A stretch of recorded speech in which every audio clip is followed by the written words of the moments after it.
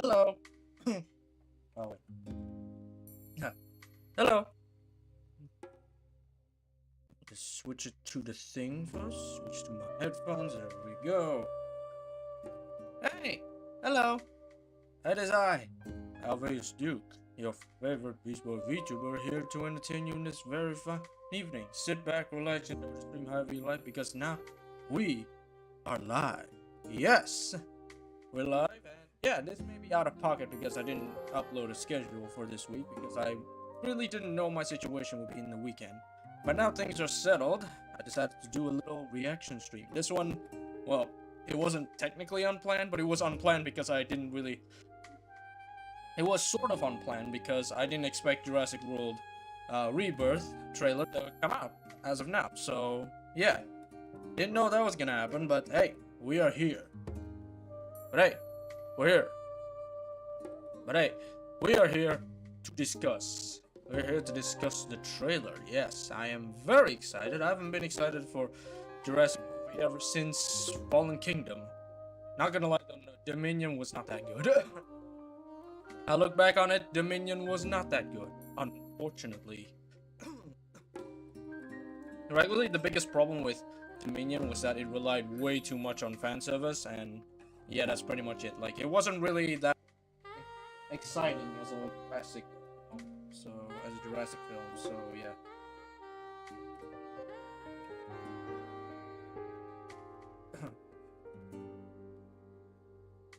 It was not that exciting as a Jurassic World film, but this movie, I believe, it's actually pretty hyped. Like, a lot of people were actually hyped up about this ever since they released the teaser images.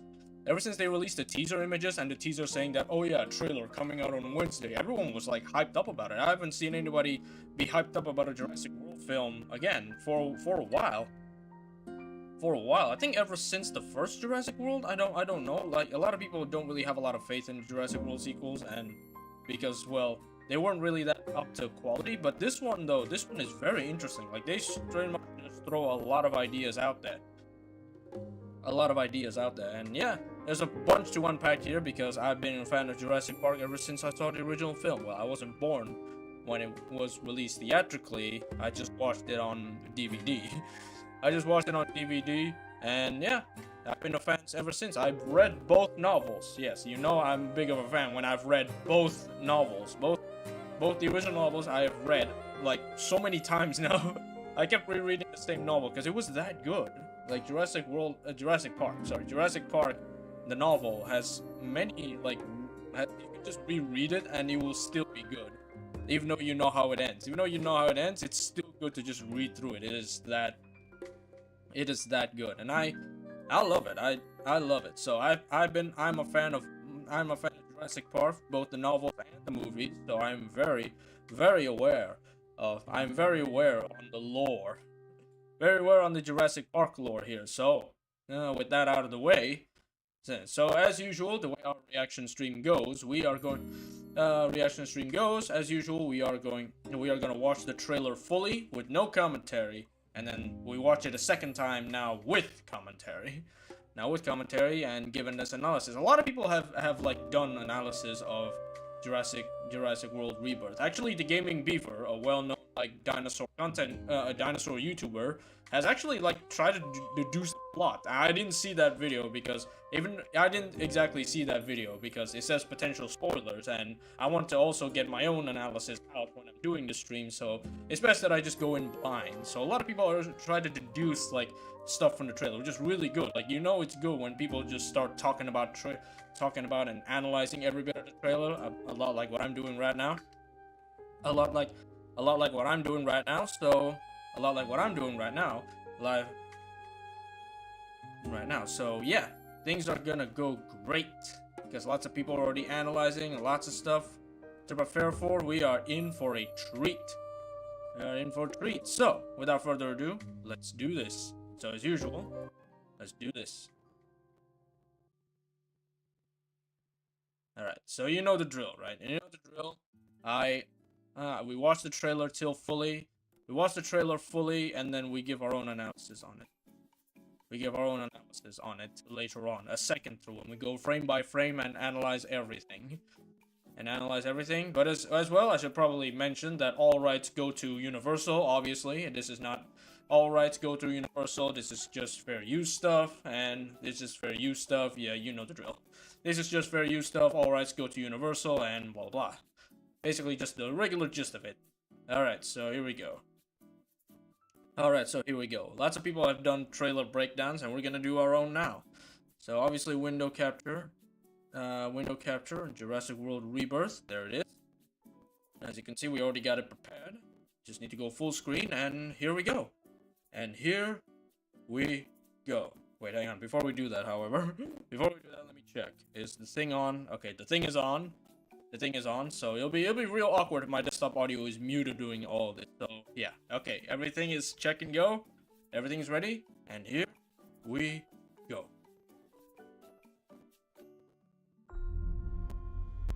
Dr. Henry Loomis, this is Zora Bennett, our mission specialist. Sorry, what mission? This would be a medical breakthrough that could save countless lives. It comes from the largest dinosaurs on the planet. Oh my God. Fortunately for us, all these species exist. Sorry for the audio, by the way. Place. A little bit scuffed on the audio, so I do apologize for that. I can guarantee your safety. I mean, more or less. More or less? Okay. He's your guy? We're the best at moving things and people in and out of places they shouldn't be. Loop up towards Barbados, avoid government patrol, but there aren't that many anymore. Why's that? No one's dumb enough to go where we're going. This island was the research facility for the original Jurassic Park. We need DNA from the 3 biggest dinosaurs. Do we have to get a sample from an egg? I suppose we could try and get it from the parent, but they're a flying carnivore the size of an F-16. Maybe we should make it quick.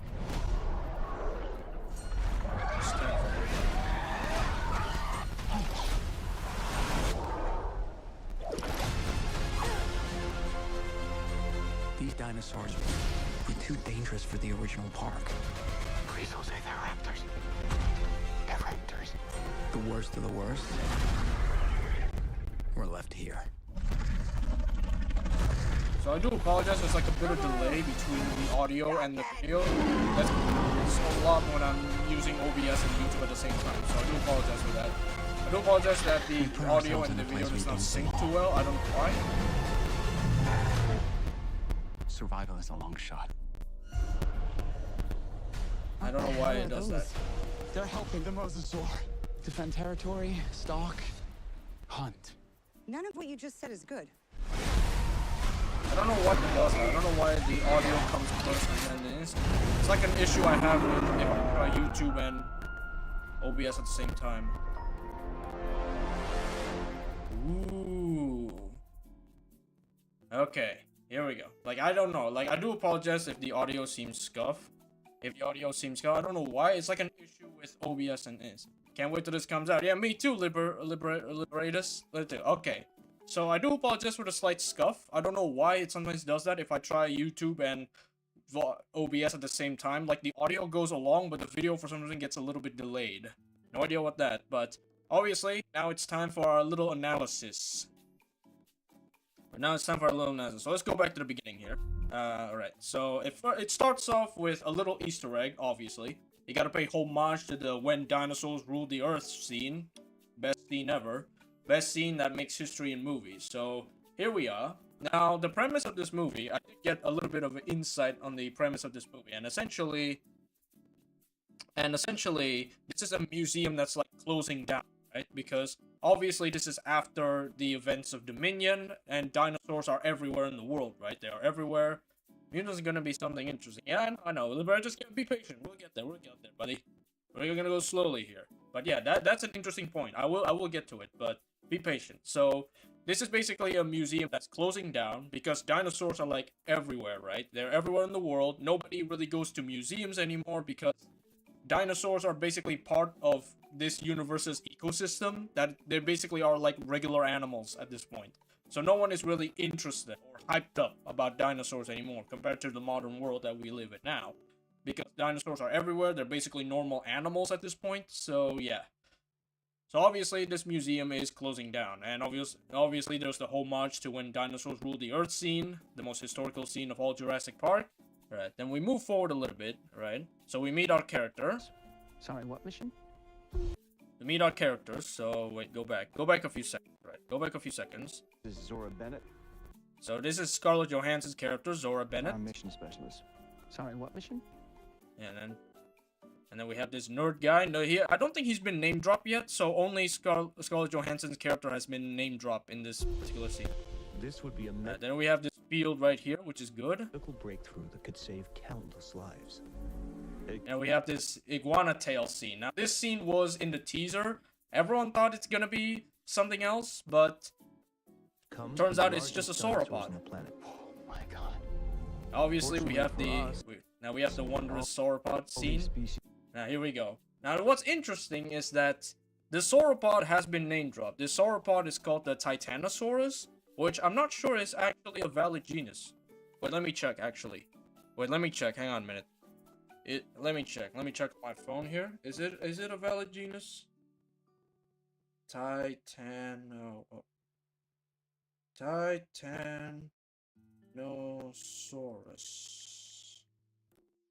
Oh, it is a valid genus. Huh, what do you know? Okay, so it is a valid genus of sauropod. Interesting. Alright. I thought it was some raptor, someone thought to tell you. Me too. Like, everyone thought it was just everyone thought it was a carnivore, but it turns out it was just a sauropod fake out. So these are Titanosaurus, which is interesting because it is a real genus. Now, from the looks of it, it's pretty okay. Like, I like that it has a whipped tail, which is a common thing in sauropods, is that they have a whip-like tail, because obviously that's their self-defense mechanic. But what's interesting is that this dinosaur has sails on its neck there, on its neck, and the back of its, like, the base of its tail here. So it has like a sail fin-like structure.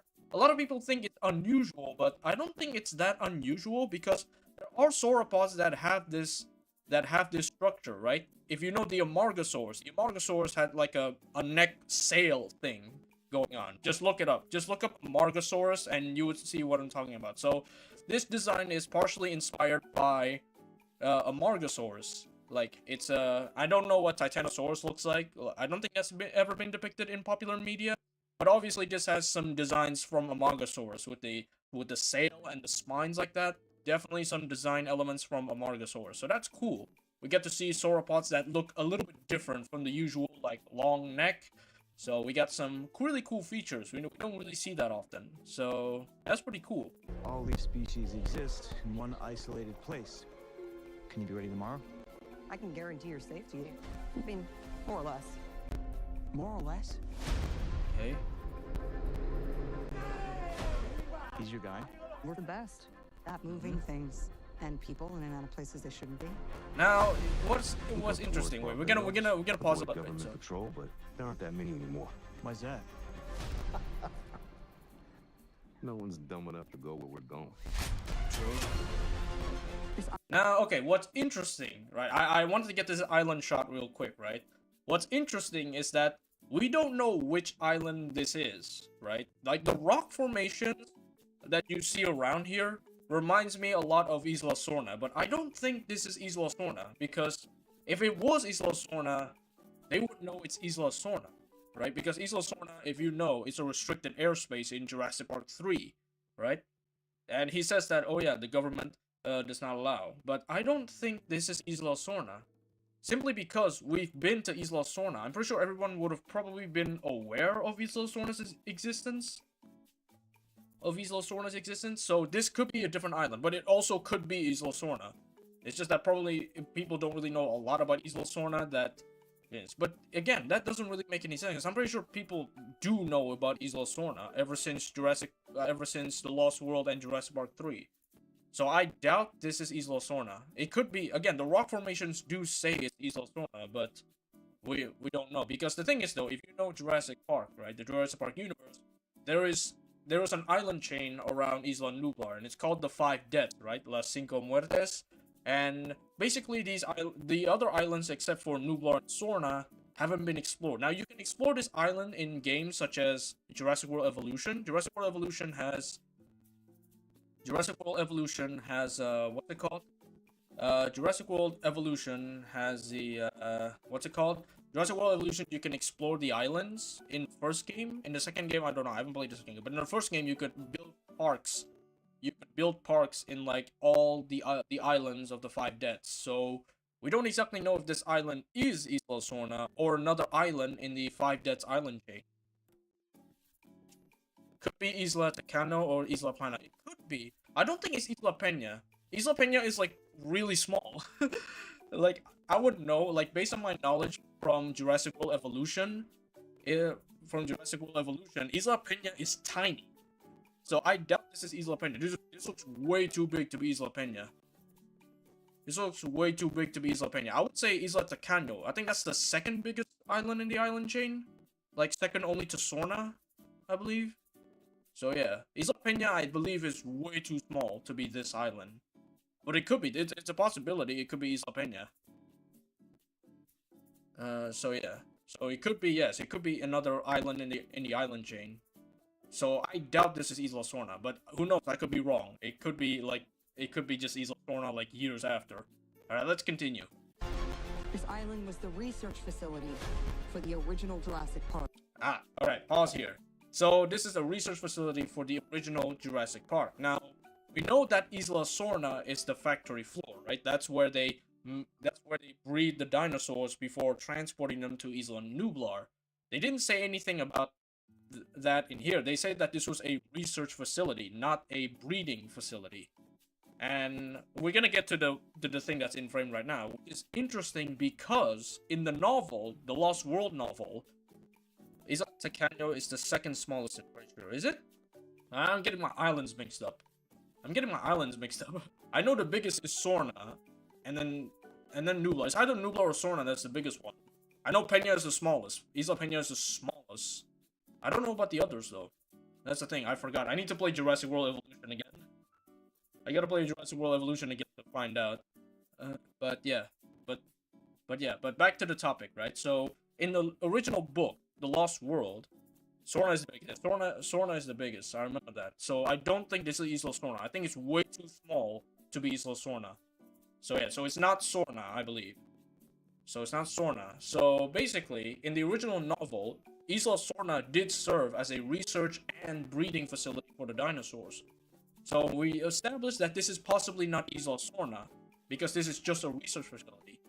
And apparently so. And apparently, yes, so it's confirmed, maybe not confirmed, that this is not Isla Sorna. Now, what's interesting is this two-headed raptor here. So this island was the research facility for the original Jurassic Park. So this means that this is basically where the rejects go. Basically, they cloned the dinosaurs here first. This is their first attempts. Now, what's interesting is that this is actually a callback to the novel of Jurassic Park. In Jurassic Park the novel, the dinosaurs go through different versions before the ones we actually see in the park. I didn't even notice there was two heads. Yeah, exactly. I didn't notice that through my first screening either. Like, I thought that was like part of the tank, but then people pointed out that that's actually a second head. So yeah, that's really cool. Also, noticing about this raptor is that this raptor looks like the original raptors. It's very bald. There's little to no feathering, and the skull shape is very like shrink wrap, right? You could see the outline of the skull very clearly. So this is obviously a raptor, like their first attempt in making raptors. So that's really cool. But basically, because this island has rejects, because it ties back to the original novel. The original novel, the dinosaurs that was described in the park is the fourth iteration of dinosaurs. There's 3 other versions before the ones in the park. So they're going with the idea of the novel that this island basically houses the rejects. Like the previous versions, they house the rejects. Like, oh yeah, that version's got 2 heads. Leave him in that island.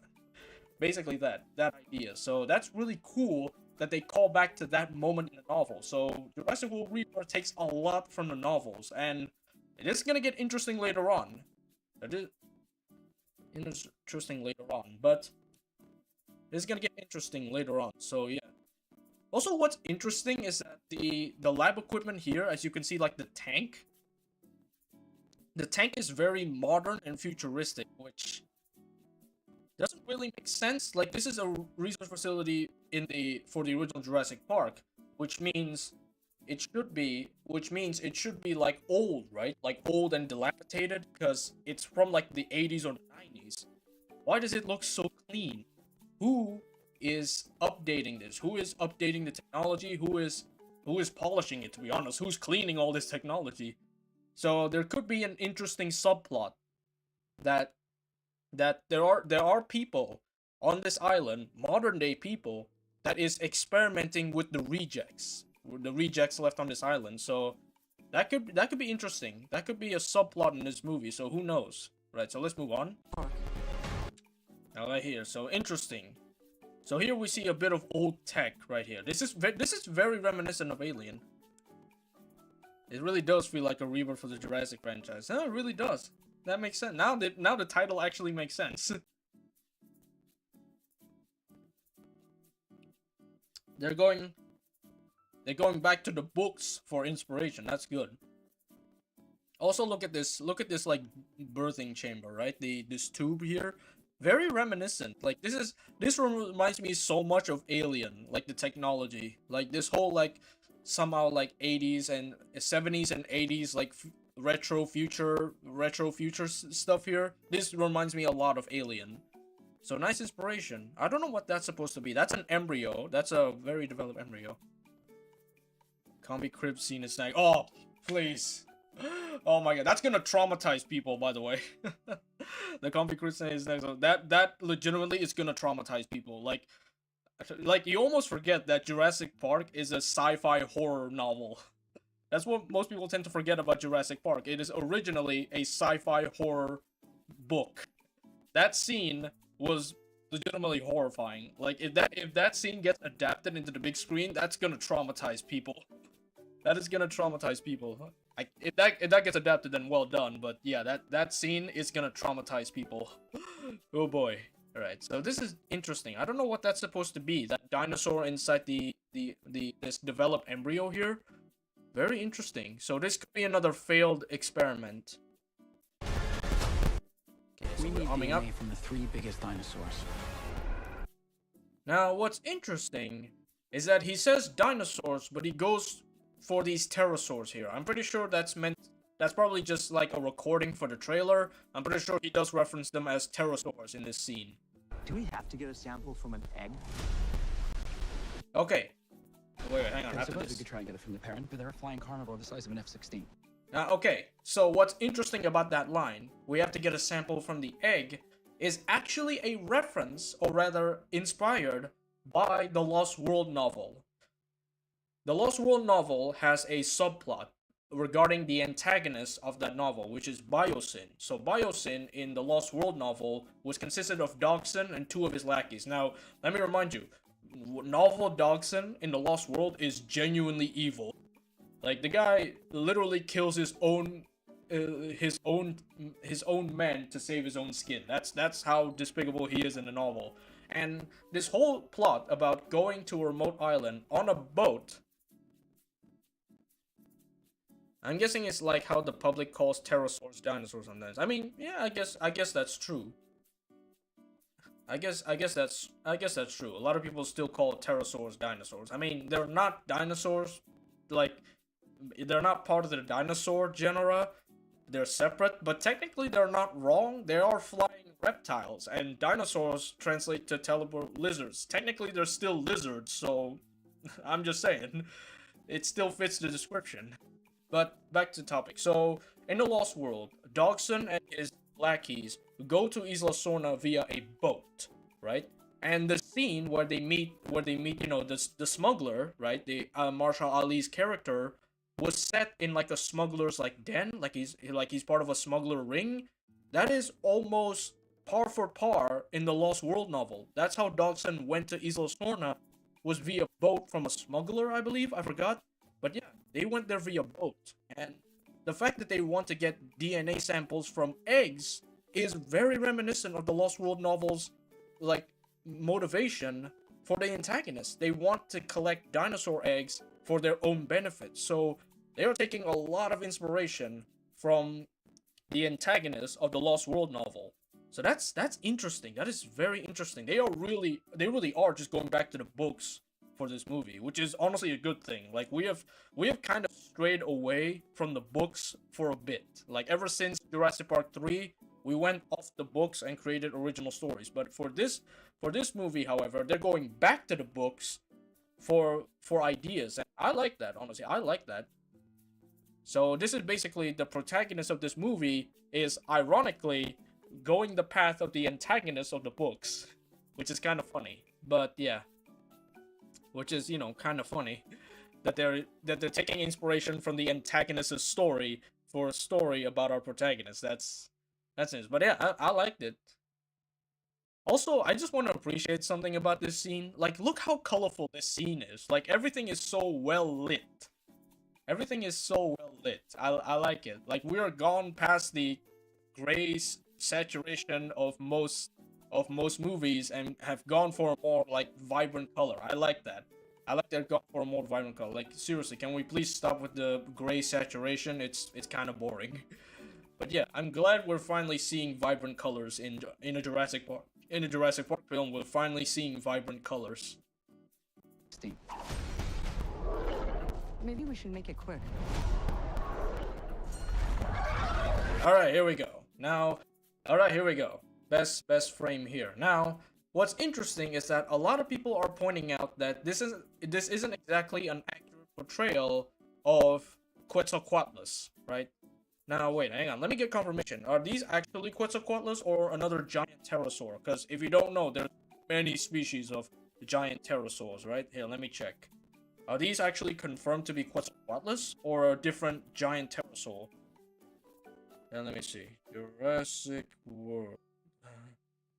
Oh, Jurassic World. Let's see. Any confirmation that these are, any confirmation that these are Quetzalcoatlus? Let's see. Let's see.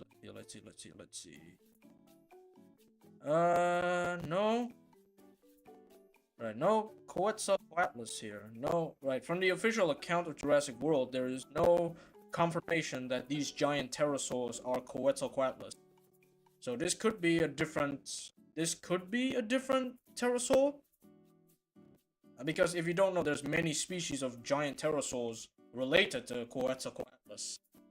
So I don't know if these are actually confirmed to be Quetzalcoatlus. Like, a lot of people say that the beak is very wide, which reminds them of another giant pterosaur. So I don't know if this is actually Quetzalcoatlus, because the minion version of Quetzalcoatlus, people say that it's actually the closer one to scientific accuracy. So interesting. So again, I don't know if this is actually like Quetzalcoatlus. But yeah, but from the looks of it, it looks like this is very reminiscent of pterosaurs. There's a bit of feathering on top of its head, and we got the vibrant blue as its head. Good stuff. Use of vibrant color, very good stuff. And we see here that it's huge. Like, we see here that it's huge. We see here that it's actually huge. So if we go forward here, we're gonna go frame by frame here. We're gonna go frame by frame. We pause at the right time. This is a guy, and this is the pterosaur. Like, it is huge. Like, if you don't know, Quetzalcoatlus, like, at least, their size is projected to be around the size of a giraffe. Like, imagine this thing. Imagine, like, this thing, right? This thing was the size of a giraffe, essentially. Like, they were basically the size of giraffes and can fly. Imagine living in that time period where you constantly see a giant giraffe-sized reptile soaring over you, like... Soaring over you, yeah, like, yeah, please don't. Please don't. I don't want to live in that time. I do not want to live in that time frame. I do not want to live in the Mesozoic where I have to worry about giraffe-sized birds constantly flying above me. No, thank you. So yeah, this is pretty big. Not gonna lie. Could be a redesigned Tropeo. Tropeanathus isn't that big. I mean, I guess it could be, but the size wouldn't make sense. Tropeanathus was the size of was basically the size of a stork, I believe. No, bigger. Like, Tropeanathus was the size of Pteranodon. Like, it wasn't that far off to the size of Pteranodon. This is way too big to be a Tropeanathus. Because, and also, Tropeanathus has a lower crest on its beak. The lower beak has a crest on top of it. Like, one of the most iconic features of Tropeanathus is the curved shape. It's basically the crest of the top beak and the lower beak would form that iconic head of Tropeo. So I don't think this is Tropeanathus. So it could be another like giant pterosaur. But a lot of people say it is confirmed to be a Quetzalcoatlus. So again, we don't know. Again, you have to remember that the premise of this movie is that this island is filled with rejects, right? This island is full of rejects of the original park. So this could be a Quetzalcoatlus, but they didn't get it right. Like, this is a botched attempt at a Quetzalcoatlus. They made the beak way too big. So yeah, it could be just a botched Quetzalcoatlus, which again would make sense. I don't think it's a Tropeanathus. It's way too big. I mean, this is a guy, and this is whatever this is. So yeah. This is most definitely a giant pterosaur the size of a Quetzalcoatlus. Size of an F-16. Exactly. Like, he says that they're a flying carnivore the size of an F-16. And yeah, Quetzalcoatlus is the size of a jet fighter. So yeah.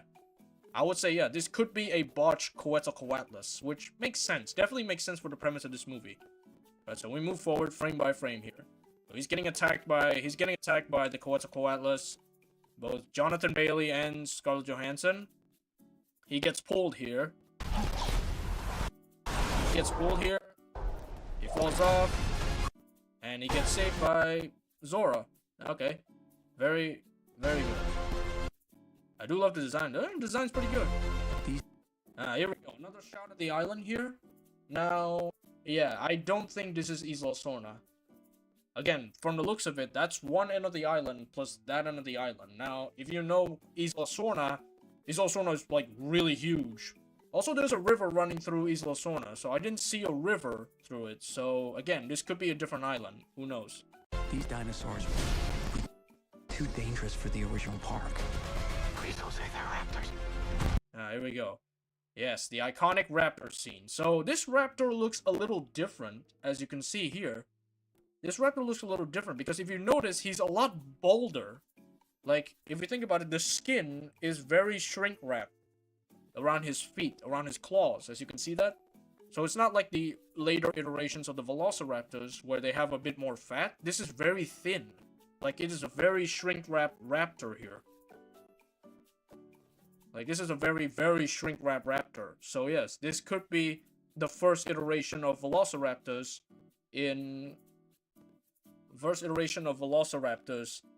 for like Jurassic Park before we got the ones we saw in Jurassic Park. So that's very, very interesting. Like, the designs are going back to like shrink wrap era raptors. Very good. Very, very nice. I mean, it makes sense canon wise. This is pre-Jurassic Park dinosaurs. This is meant to be pre-Jurassic Park dinosaurs. So that's nice that they're going back there. So no feathers this time. This is complete, like, the raptors are gonna be bald.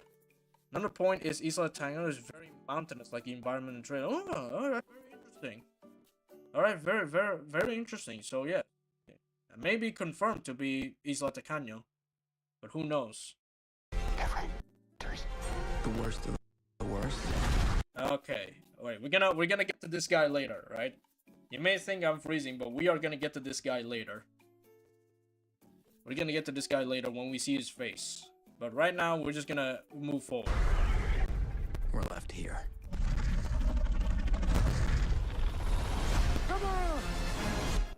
There. Okay, we're gonna stop here. And I want to talk about this. Okay, so the mutant dinosaur. Now, a lot of people, including myself, have mixed feelings about this. Number one, this is the most, like, out there design ever. Like, we have not seen anything like this in Jurassic Park, right? If you think about it, the design of the hybrids for the Indominus, the Indoraptor, and the Scorpius Rex, right? They're very still dinosaur-like, but this design is completely out there. Like, we have this thing just knuckle walking, which is very, very unusual for reptiles. Like, no reptiles can knuckle walk. So it's knuckle walking like an ape. And then I mean, it looks like one. It's huge, and it looks like the Cloverfield monster a little bit. Like, it reminds me a lot of the Cloverfield monster with that bulbous head. So yeah, very, very reminiscent. Now, I love the haunting look at the mutant. The mutant has. Oh yeah, that's also very good. And I think here's the thing. I have mixed feelings about this, but I actually after I think about it, this makes sense, right? This island is filled with, like, rejects, right? All the rejects of the original Jurassic Park. So it makes sense that when they try to attempt to make dinosaurs, there are gonna be some seriously botched attempts, and this is one of those botched attempts. This is one of those botched attempts. So they're basically just have this theme of, we're not making dinosaurs. We're not making actual dinosaurs. We're making theme park monsters. And this is, in my opinion, a very good way of illustrating that. These are not naturally occurring dinosaurs. This is a reminder that they're monsters. They were originally monsters. They are not naturally occurring animals. So making the mutant dinosaur actually look monstrous makes sense. It makes sense. Again, I want to see how the story goes, and really I want to know the backstory of this guy. But yeah, it makes sense that they went all the way on the monstrous design of this thing. It's meant to illustrate that these are not animals. These are closer to monsters than animals. So, nice reminder. Duncan! Okay, so another name drop. Another name drop, we got Duncan, which is probably the smuggler, Marshall Ali's character. Marshall Ali's character is Duncan. Okay. So I don't know what they're shooting at. This shot is pretty action-packed. We got a jeep running through. We got Scarlett Johansson shooting a gun. So this could be a continuation of the raptor scene. So yeah. So basically, my theory is that this is the raptor scene. Like, they're getting chased by raptors, and she's probably shooting at one of the raptors. So yeah, that's probably it. Ah, here we go. This beautiful Dilophosaurus shot. We finally see this thing in broad daylight. If you ever notice, we never see Dilophosaurus in broad daylight before. They will always either take place at night or barely lit areas. Like, even in the original Jurassic Park, like, the scene took place at night. Like, we only see the Dilophosaurus clearly. I mean, it's intentional because it's like a little assassin. But this is the first time we see Dilophosaurus in broad daylight, in clear broad daylight, and it looks really cool. Like, we only see the back portion of this thing, but look at that frill. Look at that frill. That is so good. That is so good. Like, it has a greenish brown skin, and the yellow, and a bit of yellow in its crest. You can actually see there's like a bit of yellow in its crest. That's so good. We never see this thing in broad daylight, so thank you. The Dilophosaurus is finally getting the love it deserves. Like, this may be the most scientifically inaccurate dinosaur designs in all of Jurassic Park, but still, it is the most iconic, though. It's the most scientifically inaccurate, but it is the most iconic. Like, no, it's iconic. I love all the designs being shown. Exactly! Like, we can see the designs clearly. We get vibrant colors in movies again. Like, enough with the gray saturation in movies. Give us this. Give us vibrant colors. Look at it. Give us vibrant colors in movies. Just look at it. The orange flare, the orange frill, the orange frill, the yellow crest. It's amazing. So it looks like, okay, so wait, hang on a minute. No, wait. I just realized something, right? I just realized something. So she is all wet, as you can see. She's wet. She's probably from the river. She crawled up to that dock, walked all the way here, and encountered the Dilophosaurus. You know what this reminds me of, right? I just got reminded. This reminds me of a scene in the Lost World novel. So in the Lost World novel, right, Sarah Harding wasn't on the island first. She was on the island last. And basically, she hopped alongside Dodgson and his Biosyn team to go to Isla Sorna. Now, when they went to Isla Sorna, Dodgson actually tried to kill her by throwing her overboard, right?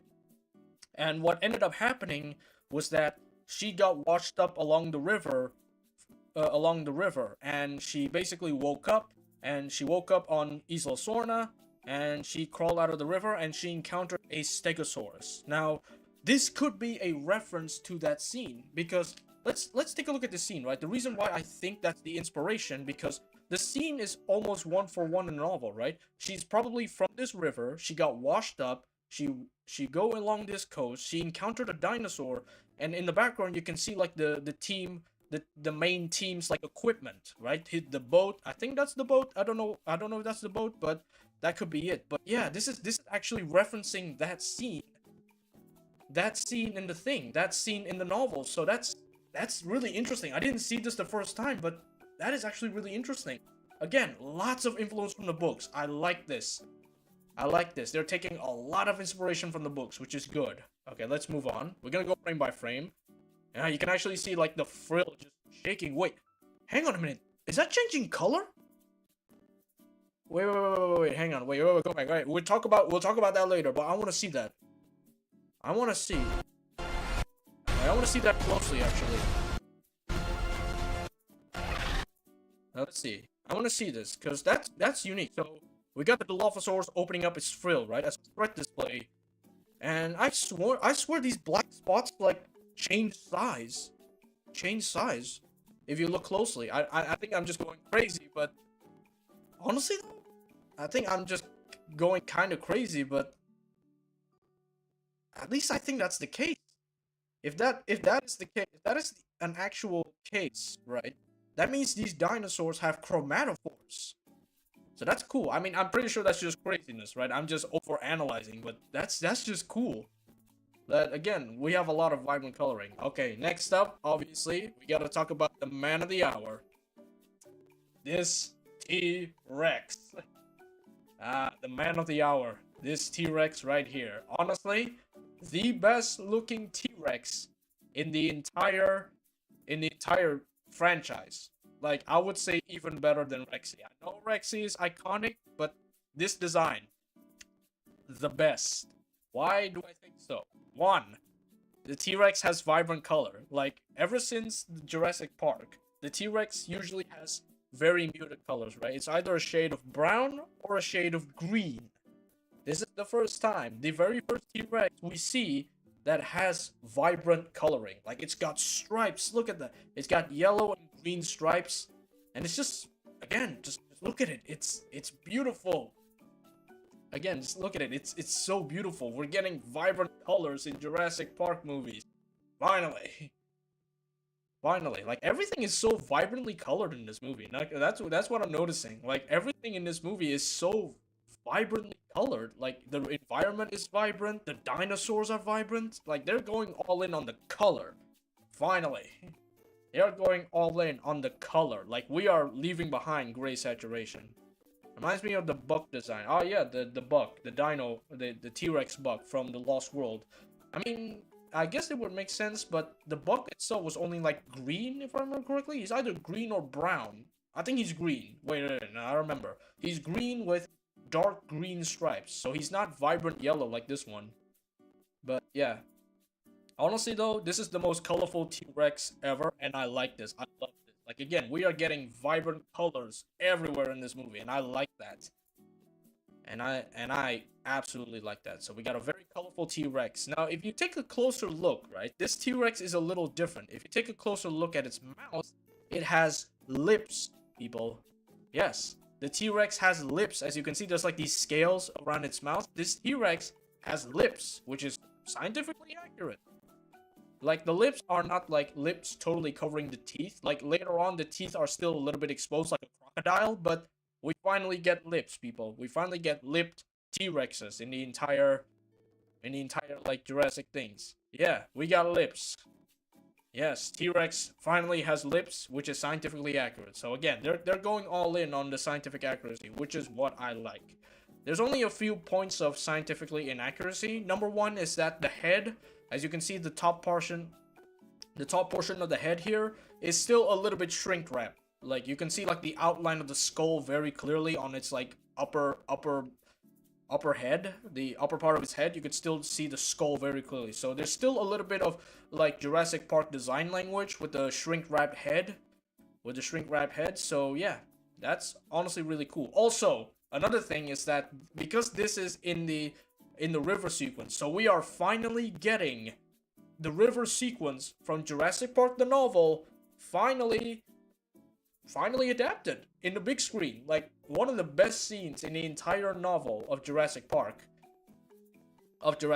and we are finally getting an adaptation of that. Like, if you don't know, the river scene in Jurassic Park the novel was adapted into a theme park ride, right? If you go to Universal Studios, you see a Jurassic Park river ride. That's where the idea came from. It came from the Jurassic Park novel river scene, but that scene has never been adapted in the big screen. So this is the first time we are getting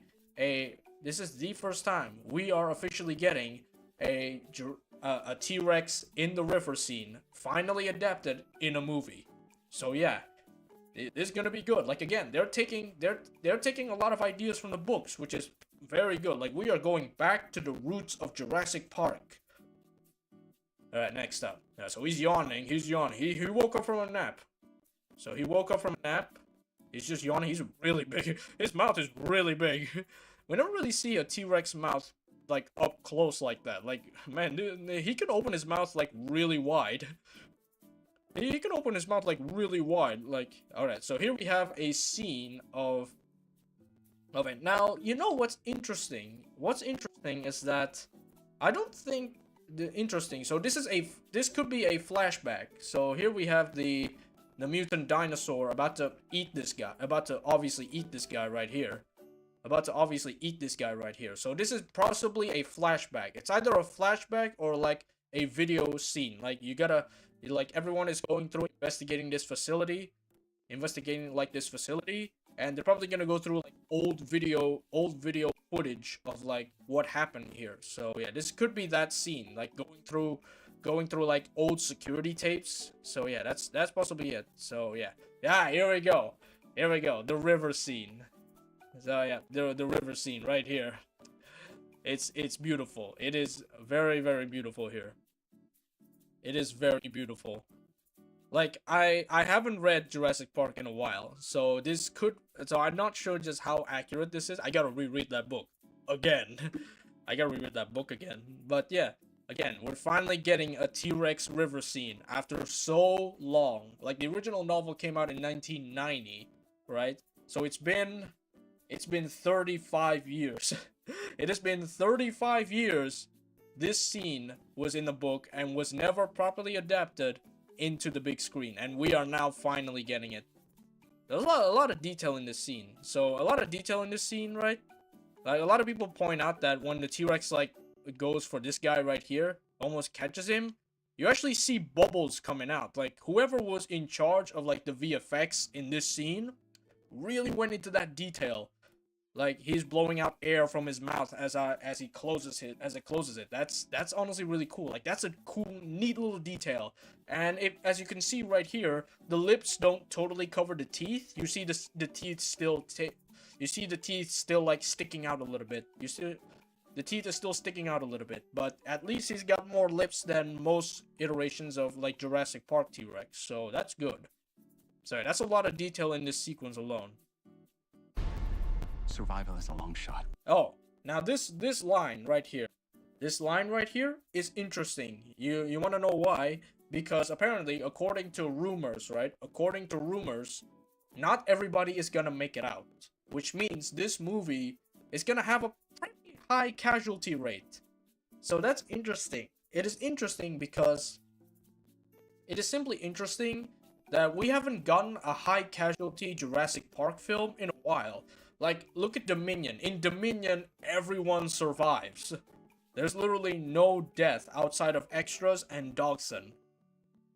Outside of extras and Dogson, none of the main characters die in Dominion. In Dominion. In Fallen Kingdom, I hope you can see the gore if there is any. I mean, this movie, I don't think this movie is R-rated, right? I don't think this movie is R-rated. This movie, like all Jurassic Park films, are PG-13. Like all Jurassic Park films, this film is PG-13, right? So I doubt that there's gonna be that much gore, because obviously I don't think they'll make this film R-rated, since that would alienate a lot of its core audience. So yeah, so he says here, like, according to Twitter, I know Twitter is not the best source of information. Like, I know Twitter is not the best source of information, but according to Twitter, the script basically says that there is gonna be very little survivors, which means a lot of the main characters are gonna die. So that's probably the first time we see this, because we haven't had a high casualty Jurassic Park film in a while. Dominion, none of the main characters die. In Fallen Kingdom, again, I don't think any of the main characters actually die in Fallen Kingdom. In Jurassic World, again, main characters not dead. The only ones that's dead are either antagonists or side characters. Compare that to stuff like Jurassic Park 3. Jurassic Park 3 also has a pretty low casualty rate, but that's because there was not a lot of people in that, so the casualty rate wasn't that big. But yeah, ever since The Lost World is by far the most casual, like the Lost World had the most amount of casualties, right? We have the hunter group being killed by the T-Rex couple, and then of course the long grass raptor scene. Like that was where the casualty was, the long grass raptor scene. That's where the casualty was. The casualty was long grass raptor scene. That was where most of the casualties were. So yeah, that, like, ever since The Lost World, we haven't gotten a high casualty Jurassic Park film yet. So yes, this is gonna be, well, according to Twitter, not exactly a reliable source, but yes, this is gonna be the first. We lost the Brachiosaurus in Fallen Kingdom. Oh yeah, I remember that. Yeah, that was sad. That was a very sad scene. I remember that. That was a very sad scene. But yeah, that's it. So yeah, this is the first high casualty Jurassic Park film that we got in a while. So that's interesting, right? Ah, yes. Okay, here we go. There's a lot to talk about in this scene, right? This was a lot to talk about in this scene, right? So here we go. So this is one of the teaser images before the trailer came out of Jurassic World Rebirth, and yeah, we got Spinosaurus. We got Spinosaurus and a Mosasaur in this scene. Right? So we got 3 of them. 6 Spinos. Yeah, we'll get to that later. So we got 3 of them. Now, originally, I thought that one of them was gonna be the Jurassic Park 3 Spinosaurus, but no, these are completely new Spinosauruses. Like, you see that guy with the red sail in, like, the front here? I thought that was the JP3 Spinosaurus, but no, it was a different Spinosaurus. So these are all different. Also, what I'm noticing is that almost every animal has the exact same color pattern. We have this yellow and green going on here. Like, even the Mosasaur has a little bit of that, the yellow and green color scheme. This guy is all yellow, and this guy's the only one that's different because he's all red. So yeah, that is interesting. That this island, the dinosaur inhabitants of this island have this, like, color scheme going on with the yellow and green. Here. So yeah, like, even the Mosasaur has the yellow and green a little bit. Like, this guy is red, although he could be just yellow as well because of the lighting. Okay, so let's go. So we have 3 Spinos and a Mosasaur. and they are more scientifically accurate. Exactly. So this dinosaur, like, inhabitants of this island looks different because this is meant to be the rejects island, right? So these are all just rejected, like, rejected design, which again makes sense. Like, the Spinosaurus you think wouldn't make sense because this is a modern day interpretation, but not really, right? Before the 2000s, people thought Spinosaurus was quadrupedal. Like it only became bipedal in the 1990s. That's where the JP3 Spinosaurus got its design, and then it went back to a quadruped after we discovered its leg bones, and we discovered that, hey, the leg bones are kind of short, so we should probably go back to being a quadruped, and that's exactly what happened. So it makes sense lore-wise and timeline-wise. It makes sense. It makes sense in a scientific sense and lore sense. It makes sense. So yeah, that's really cool. So we see that the Spinosaurus has a sail, and also has the sail lead a little bit into the tail, which is good. Which is have that like crocodilian type feel. What are those? All right, here we go. So we see them just surround the boat like they're sharks, which is good. And then the line that says they're helping the mosasaurs. So yeah, we get to see a bit of the head. So we actually see a little bit of dynamic, and we actually get a closer look at the red sailed Spino, and it looks like he has the same color scheme. Basically, this almost like yellow and green stripes. So yeah, this dinosaur inhabitants have a certain design. Defend territory. There we go. Another shot of them. You see the yellow sailed Spino, and then you see the Moses back more clearly. The Moses back more clearly. So that's really cool. Hunt. None of what you just said is good. Alright, so here we go. Also, Mosasaur is more accurate. Yeah, I know. Again. And then he gets attacked. Then Scarlett Johansson gets attacked here. And this is essentially, I think it's going to lead to that river scene with the Dilophosaurus. So, if I were to structure this movie together, this is the opening. The opening shot was the museum, and then they went into the smuggling den, right? They meet up with Duncan. They go on the boat. We go on the boat here, right? Just as they're about to arrive, they get attacked by the Spino and the Mosa, and then everybody falls off the boat or gets separated, and we see that some of the characters get washed up onto the island. We see that the girl encountered the Dilophosaurus after she gets washed up on the beach, so that's really cool. Again, taking a lot of beats from the novel here.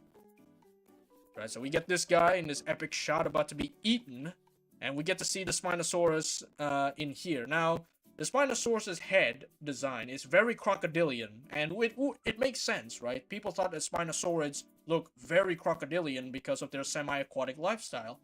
So it makes sense that they look crocodilian in this. They have this sort of crocodilian design, so that's really cool. I will see her getting now. What's interesting is that this is possibly the girl that's gonna meet the Dilophosaurus later on, because I think she has the same shirt.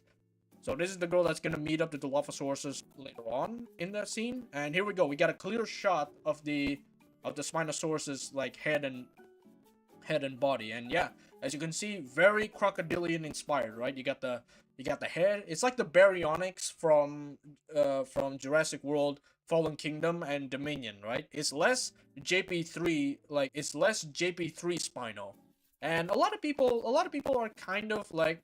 A lot of people are kind of upset that we're not taking any design cues from the Jurassic Park 3 Spino, and I myself was also a little bit like upset. Like, JP3 Spinosaurus is the only unique Spinosaurus. Like the rest of his kind look like this. I wonder what happens if they would meet. What would happen if these Spinosaurs meet up our JP3 Spinosaurus? What would they be weirded out? Like, hey, why are your legs so long, my guy? Why are your legs so long, my guy? Also, your face looks different. Also, why are you taller?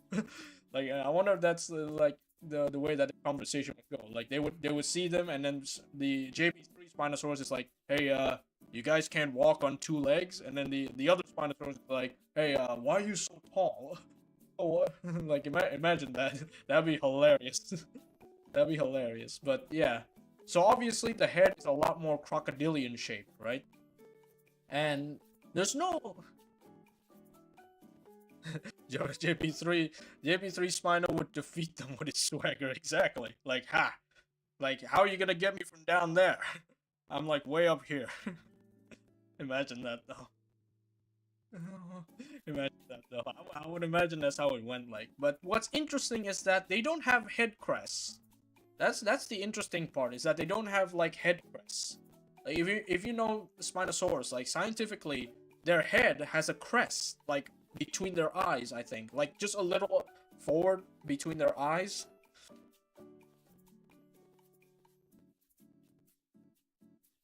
Like there's like a crest in between their eyes just a little bit. And this one doesn't have, I mean, he does a little bit. Like you can see there's like a little ridge on top of his eyes there, like in between, but it's not long enough to be noticed. And if you see like spinal like reconstruction, you see that their head crest is pretty big. So interesting thing is that they do have the prominent head crest, but it's a bit too small. It's a bit too small than I would have liked. Like people thought they were gonna stick out a little bit. So yeah. Also another thing is that the arms are so short. Like again, compare that to JP3 Spino. JP3 Spino's arms are like really long, right? Are like really long. I mean, they're capable of like manipulating like the body of a plane. This one, however, has really short arms.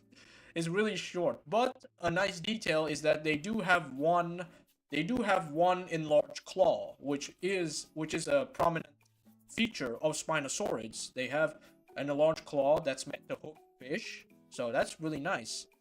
That's really nice that they have that enlarged claw. I mean, JP3 Spino, I believe, also had that enlarged claw. Although I don't know. It's been a while since I watched JP3. Spinos are a mix of 80s and a more modern design. I mean, yes, again, makes sense. They would make sense because, again, this is the island of rejects.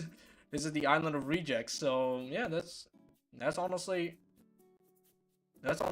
makes sense. That they're a mix of old like old reconstruction plus modern in reconstruction. That's really cool. I like that. The island of rejects. All right, let's see. All right, so this girl slips out. She goes to catches the border. The Spino tries to grab her, but ends up slipping. Then Charles Johansson, being a badass, because she always plays the badass character. And then of course we got the big lizard himself. We got the big Mosasaurus coming in hot, and we get a clear shot of it right about there, right about there. So this is not Jurassic World Mosasaurus. This is a different Mosasaurus altogether. So people thought it's gonna be the Jurassic World one, but it's not the Jurassic World one. This is a more accurate portrayal of Mosasaurus, which honestly makes sense. Again, island of rejects. But again, island of rejects. What's interesting is that the Jurassic World Mosasaurus isn't the first mosasaur to be depicted in a Jurassic Park universe, because the first one would go to a different mosasaur, the Tylosaurus. So if you guys play Jurassic Park the game, it's too small for the Jurassic World Mosa in my opinion. Huh? Aren't they the same size? How big is a Jurassic World Mosa? Like I don't think that, I mean, they are like bigger than a humpback, like a little bigger than a humpback. And this one is obviously much smaller. I think they're roughly the same size, to be honest. Like, I don't know, the Mosa in Jurassic World sometimes don't get scaled up properly. Like, one time they're like really big, but then you put them next to other animals, they're not that big. They are not that big, so I don't really know, like, comparison to the Jurassic World Mosa. But this is a different Mosa. I think it's confirmed that this is a different Mosa, because he looks different, and if you look closely, he has a distinct green and yellow color scheme of the rest of the island's inhabitants. So he is a native of this island of rejects. So he's basically a prototype Mosasaurus, which is really cool that they tried to. Because the thing is though, I'm not sure if Jurassic Park the game is canon anymore. I'm not sure if Jurassic Park the game is canon anymore, because they did have a Mosasaurus in that, and it was a Tylosaurus, but I don't think it's canon anymore. Ever since after Jurassic World, I don't think Jurassic Park the game is canon anymore. So yeah, so this could be the very first attempt, like, to try to do another prehistoric reptile that isn't a dinosaur. So that's really nice. But yeah, he is a native of this island simply because he has this green and yellow color scheme, which is what every inhabitant of this island has. So that's really cool. Nice cool detail that all the dinosaurs have a similar color scheme. And if you notice, I didn't notice this the first time, but if you notice, it is the color scheme of the logo, the yellow and green. So there's a theme in this movie when it comes to color. When it comes to color, they have a theme. They have a theme in this movie when it comes to color. So I like that there's obvious theming to the thing, to the there we go. In theaters July. You gotta look forward to it. You gotta look forward to it. Alright. So, yeah, gonna look forward to it. Right? We're gonna go back to the beginning here, but we're just gonna pause. We're not gonna talk about any more stuff. But yeah, honestly though, I can't wait. I genuinely want to watch this movie. I wish it comes out faster, but we can't. Oh wait, Captain America is like out yet? Out, right? Dang, I'm losing track of my movies. God dang it, I'm losing track of my movies here. I'm losing track of my movies here, but yeah. So yeah, that's it. That's the trailer. That's my analysis. Now I should break it down even further. I mean, I did, right? But let me try to break down the story. At least try to piece together the story of the thing, right? Of it. So we're gonna go slowly here. So we first start off. This is obviously the opening scene right here. This is the opening scene. Like, we basically see a museum about to shut down because obviously dinosaurs are everywhere. They're alive. We don't need museums anymore, so they get shut down. So we get a museum that's shutting down, and we get introduced to our main characters, right? So we got Dr. Henry Loomis, the scientist character, like Jonathan Bailey's character, right? So he's a scientist. Zora Bennett, Scarlett Johansson, and then we have this guy, which we haven't been. I don't think we're introduced yet. Wait, let me replay that. Dr. Henry Loomis, this is Zora Bennett. Yep. So yeah, he's not introduced. Our main like CEO, I think, like the CEO guy is not introduced. Like the CEO guy is not introduced in this film. We only know the scientist, which is Dr. Loomis, and of course Zora Bennett, Scarlett Johansson's character. Right, so obviously, here's the thing, right? So obviously, they went on this island, right? They went to the island of rejects, and then we only see this scene with only the two of them. Now, if I were to piece together, right? After the scene with the museum, they basically said, oh yeah, let's go to the island of rejects, and the way they say it is how we're gonna do it. So we go to the smuggler's place, we go to Duncan's place, we meet up with Duncan, he goes on a boat, and he gets on a boat, and this scene probably happens after the Spinosaurus attack. So after the Spinosaurus attack, everyone gets separated, right? The boat would get destroyed. And the boat would get destroyed, and everyone is separated. So I think that's the gist, is that everyone is separated. So we have Zora. So obviously we have Zora and Dr. Loomis separated. They walk through this field. They encounter the sauropods here. They encountered the Titanosaurus here, so they encountered the Titanosaurus, and then obviously this is, I don't know where this scene is gonna take place. This is probably gonna take place after the nightfall scene. Like when night falls, this is probably like a signal that this is nightfall, right? And we get so this is the opening scene right here, just them talking to it. And then after the museum scene, they go to Duncan's place here. They go to this smuggler's den. They meet up with Duncan. He's playing poker. He's playing poker, specifically Texas Hold'em. He's playing Texas Hold'em with the rest of his smuggler buddies, and he smuggles people in and out of places. Now we get to the boat, right? This is the boat. So this is the scene that's preceding the Spinosaurus scene. We go towards Barbados. This is the briefing. Avoid government patrol. So he's got more people, his crew, I believe. So he's got his crew. There aren't that many anymore. And then after this is probably after they made it to the island. We get this panning shot of. Oh no, this is not after the island. This is when they enter the facility, right? This is when the characters get to the facility. We see this get to the facility. This is where like panning shot to show where they are. What's that? And here we are. This is when the characters get to the thing. This is the characters they get to the facility. Now, oh wait. Hold up. I just got another realization. This whole panning shot is a reference to the Lost World novel. So in the Lost World novel, they went to this like worker village, and they were going to like this like processing facility. So these would be processing facility, possibly processing food for the dinosaurs. So again, another scene taken from the Lost World novel. Like they are heavy on the novel inspirations here. So that's cool. Right, so obviously this is after discussions, after No one's dumb enough to go where we're going. right, obviously, and this is obviously the crew here.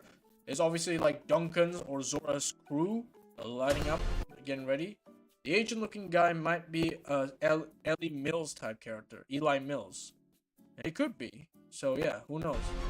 Right, so we got this panning shot. So if you see this island right here, then we see the beach right there in the front. This is right before the Spinosaurus scene. Like when they get past these rocks, these two rocks here.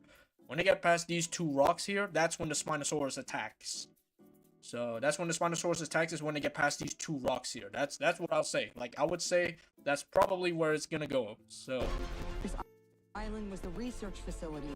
now obviously they made it. Now what's interesting is that we only see Duncan and another guy here. That could be Dr. Loomis. I'm not sure. I can't tell from this part. So again, this is probably when people are still kind of separated. For the original Jurassic Park. So it could be that is Dr. Loomis. So this is probably after they get separated. After they get separated, they reunite in this facility.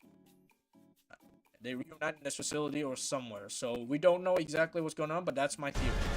So they split up in the facility. I forgot about that. They split up in the facility to cover more ground. We need DNA from the 3 biggest dinosaurs. Here, this is probably them reuniting, right? After the scene with the Titanosaurus, we have Zora and Dr. Loomis reunite with Duncan and his crew here. Do we have to get a sample from an egg? Now this one is interesting. Like I have no reference when this scene happens, so this could be after they reunite, after they get separated from the boat being attacked by Spinosaurus. This could be where they reunite, or maybe only some characters get separated, with some of them still together after the Spinosaurus attack. So who knows when this happens? So this is obviously the Quetzal like egg scene. I suppose we could try and get it from the parent, but they're a flying carnivore the size of an F-16. So obviously this is the Quetzal egg heist. So we see Duncan, Dr. Loomis, and Zora here. Maybe we Zora should together make it here. quick. So that's interesting. So as you can see, he's got the DNA bits, like probably white blood cells. I don't know what that is. But that's the DNA sample they're looking for, right? And we see okay, that's not Duncan. I thought that was Duncan, but he's not Duncan. Like the guy rattling off the wall. That's not Duncan. That's another guy. Like that's another guy, but he is part of Duncan's crew. So part of Duncan's crew alongside Maybe we should make it quick. Dr. Loomis and Zora here. So yeah, we see that this Quetzalcoatlus obviously defending its babies. It goes on to attack Dr. Loomis. And then yeah, stuff happens. He gets rolled off the cliff. Alright, so we got another panning shot of the island. Not sure where that's going, so we're gonna skip forward. These dinosaurs are too dangerous for the original. Obviously, we get the flare scene with Duncan here. Okay, so we got the raptor scene. So this is obviously in the facility, right? In the facility, there's a raptor or raptors going around like the facility. So going around the facility here. The worst of the worst. And this is obviously, so it looks like with all the equipment here, this is the end of the movie. This is the climax of the film. So it looks like everybody together, they're on the dock. They're obviously expecting a boat or something. So this is definitely the end of the film. This is the climax. We're left here. So this is the encounter with the mutant. The mutant, by the way, has been named the D-Rex. I don't know what that stands for, but yeah. So we have Duncan here. Duncan is using a flare. He's attracting the attention of the D-Rex.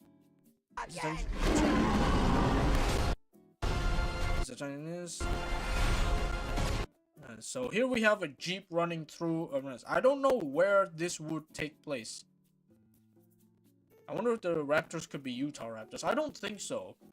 Like, aside from the Pyroraptor, we don't have any other raptors in Jurassic Park, aside from Velociraptor and Pyroraptor. But if we're going by timeline-wise, when it comes to canonicity, if we're going timeline-wise, I don't think these are Utah raptors. It would be, like, basically prototype Velociraptors. That would make more sense. I don't think they're Utah. I mean, obviously the Velociraptors in Jurassic Park are the size of Utah raptors. But I don't think they're gonna be stated as Utah raptors. They're probably just prototype Velociraptors. So, so yeah. So obviously this facility scene is gonna be interesting. So this is probably a raptor chase scene. I mean, every Jurassic Park film has a raptor chase scene. So yeah. This is most probably a raptor chase scene that we're witnessing right here. And obviously this is when the team makes it to the island. We see that the girl gets separated. So this is obviously after the Spinosaurus attack. This is after the Spinosaurus attack. Now, what leads me to believe is that these are river boats, right? As you said, Libratus. I don't know how to pronounce your name. As you can see, these are river boats. So this could be right before the river scene. So the T-Rex river scene takes place after this scene. So we see that the girl is getting attacked by the Dilophosaurus. So she decides to get the river boats and go into the river to avoid the Dilophosaurus. Hence why we would get the T-Rex scene. So yeah, that would make sense, because right after this scene in the trailer, we cut to a T-Rex, and look at her, right? Let's take a look at her details. She's still wet. She's still wet by her hair and her clothes, meaning yes, that could be the sequence. Like that could be the sequence. The sequence is that she would get onto shore, get attacked by the Dilophosaurus, and essentially she decides to ride the boat into the river. And they cruise along until they encounter this napping T-Rex. And then obviously this is a flashback scene, right? This is a flashback scene of a security footage. This could be like a security footage. This is a security footage, and then we get the T-Rex attack. So I'm guessing is that along the way, the girl reunites with this guy, and they decide to go onto the river boat together, and then they get attacked by the T-Rex. And then obviously they get attacked by the T-Rex. And they get attacked by the T-Rex. Long shot. And here we go. And this is probably like them explaining, like after they reunite in this jungle, and they basically like, oh man, how are we ever gonna get out of here alive? And then are we ever gonna get out of here alive? And then boom, and then boom, he says this line about the island's nature. So yeah. Then of course we get the river. Then of course we get the Spinosaurus attack, which we discussed happens pretty early in the film. If we go by the way the scene has been laid out, this happens pretty early in the film. What the hell are those? They're helping the mosasaur defend territory, stalk, hunt. None of what you just said is good.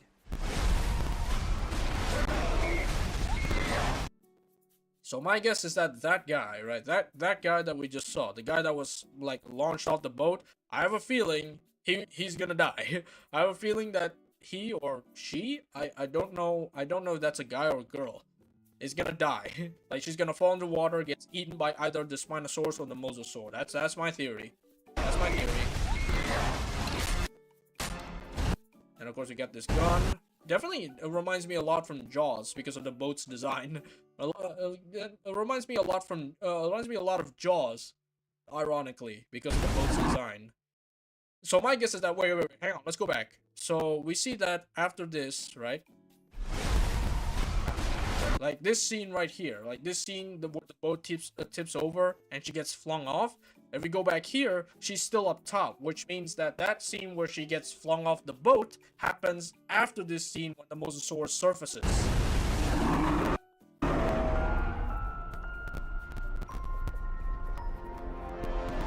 Yeah, that's it. Like, my guess is that, yeah, they open with the museum, they go to Duncan, they ride the boat to the island of rejects, get attacked by the Spinosaurus trio, the boat gets capsized, they get separated, they look for each other, they wander about the island, they reunite, and then they basically do their job, right? Collect samples from big dinosaurs, then meet up at the facility, find out what happened at said facility, encounter raptors at said facility, and then accidentally free the mutant D-Rex, possibly, I don't know, and then obviously the climax is that Duncan probably sacrifices himself to get the attention of the D-Rex, and maybe, just maybe, a fight scene between the T-Rex and the D-Rex. Just spitballing here, that could be the climax of the film. So who knows, right? Who knows? But that's about it, really.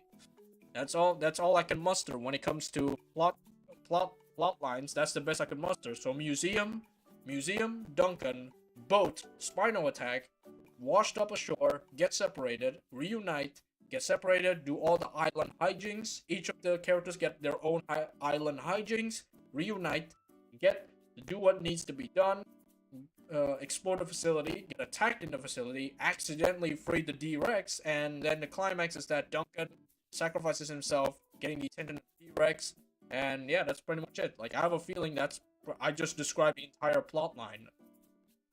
Again, what gets me excited the most is the fact that this movie, from the trailer alone, takes a lot of inspiration from the two novels. So we are going back to the beginning of Jurassic Park. We are going back to book adaptations, which is honestly really good. They're going back to their roots, which is probably why the rebirthing is. So a Jurassic World type ending with the D-Rex. Yeah, possibly. Again, I'm just spitballing here. Not exactly confirmed, but who knows? Not exactly confirmed, but maybe. Maybe that's the issue. Maybe that's the case. So who knows? At this point, who really knows, okay? At this point, who really knows? It could be that. Just, yeah. So, yeah. But, yeah. What I'm excited for is, again, they're taking a lot of beats from the books. And I'm excited for that because we're going back to the books. So that's good. And it's probably, again, the reason why they call it Jurassic World Rebirth. It's beginning of a new era where they're taking inspiration from the books. Now, the thing about the monster, right? The mutant D-Rex, a lot of people say that they're put off by it. Like, it's not really anything. But I think it's okay. Because the thing is, though, right? There's a current theme in the books, right? That I believe doesn't get explored much in the novel. Doesn't get explored much in the novel. In the movies, sorry, and that is the consequences of this whole operation. The consequences of Jurassic Park never gets fully explored in the movies, right? So in the novels, there's many instances of scenes that demonstrates like the consequences of playing God, the consequences of creating dinosaurs, right? That's never really been explored in the movies. So this could be like basically they're going back to that portion of the book. They're going with the whole, yeah, this is the real consequences of playing God. You end up creating monsters, and the monster gets illustrated by the D-Rex. Like basically the D-Rex is like the true consequences of playing God. Like why did we try to do this? What the heck have we achieved? Like sort of that moment. So they're going back to that theme of Jurassic Park, and it's basically the consequences of playing God, the consequences of what happens when you try to create life by it. So yeah, you literally reminded me of the ending of the Claire book. There's a Claire book? There's a Claire book? Really? There's a Claire book? Really? I didn't know that. But yeah, essentially that's it. Like this film possibly is gonna explore that theme, exploring the themes of the consequences of playing God. Something we haven't gotten properly in the movies for a while, to be honest. So yeah, kudos to them going back to the books. That's honestly like the best thing. The best thing is that they are going back to the books, and this is honestly the best thing they could do. It's called The Evolution of Claire. Oh, really? Oh, really? Is that part of Jurassic Park, or is that a different book entirely? Oh, interesting. There's a Claire book. Wow. Yeah, it's when she was younger. As well. Okay, wow, man, Jurassic World has quite the expanded universe, I tell you. Like, the only expanded stuff I ever, like, consume, I don't know if it's canon or not, but it's a good read. Oh, alright, I'll keep an eye out for that. Keep an eye out for that, really. I mean, I haven't been watching a lot of, like, Jurassic World expanded stuff. I only watched Camp Cretaceous, and even that, I didn't really finish it till the end. Because I think the problem with Camp Cretaceous is that, for me, personally, it was a bit too childish. I mean, I know their target audience is children, so I should expect that. But yeah, I didn't watch it. I didn't watch Camp Cretaceous till the end. I did watch Chaos Theory, though. I did watch Chaos Theory till Season 2. I recently finished Season 2 of Chaos Theory, and it's good. Like, honestly, Chaos Theory, pretty good. Pretty good stuff. It ties in a lot of, like, the Jurassic World between Fallen Kingdom and Dominion pretty well, and it's pretty good. And it's pretty good. So yeah, I recommend if you want to watch expanded Jurassic World stuff. Jurassic World Chaos Theory is pretty good. And I don't know when Season 3 comes out. Season 3 is gonna be the last season, and it's probably gonna come out probably after this movie, because it's probably gonna explore like what happens in between Dominion and Rebirth, right? So I don't know when Season 3 is gonna be out, but yeah, I watched Season 2, so it's pretty good. Just looked it up, and apparently the Claire book by Tess Sharp is canon. Oh wow, okay. I gotta check it out. Oh man, Jurassic World is a lot more expansive than I thought, since I only watched Camp Cretaceous and Chaos Theory. But yeah, I don't know when Season 3 of Chaos Theory is gonna come out. That is gonna be the last season. But yeah. That's gonna be the last season. So yeah, I'm looking forward to Chaos Theory Season 3. Alright, so I think that's really about it. What else is there really to talk about, you know? Wait, what else is there, like, really to talk about? Outside of what we just learned. Hey, look, my live stream is there. My live stream is right there. Obviously, it's because I have to watch my streams, because that's the only way I can look at chat. I cannot look at chat without watching my own stream.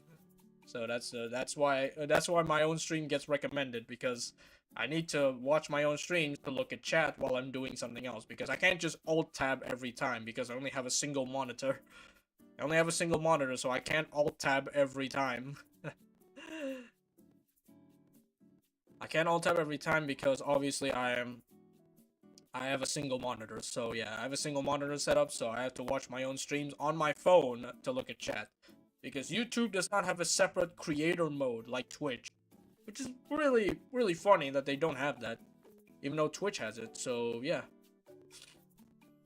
So yeah.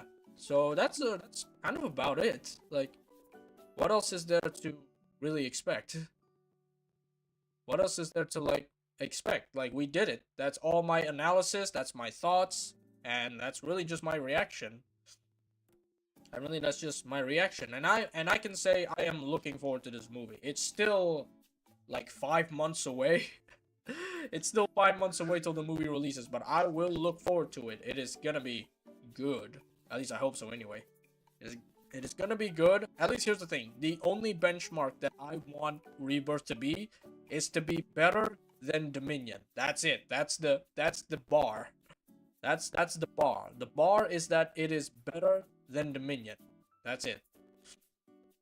That is the bar that I'm hoping for. It's the fact that it's better than Dominion. That's it.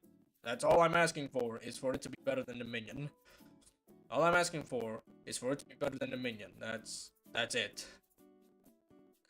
That's it. That's all I ask. Be better than Dominion at least. So yeah, I kind of like that they're going forward with this. Like, they're going for their own design. They don't rely too much on fan service. That was one of the weaknesses of Dominion. One of the weaknesses of Dominion is that they rely way too much on fan service. They brought in original characters, but they don't really get meaningful character arcs, and oftentimes it's like, do you really need the original characters for that?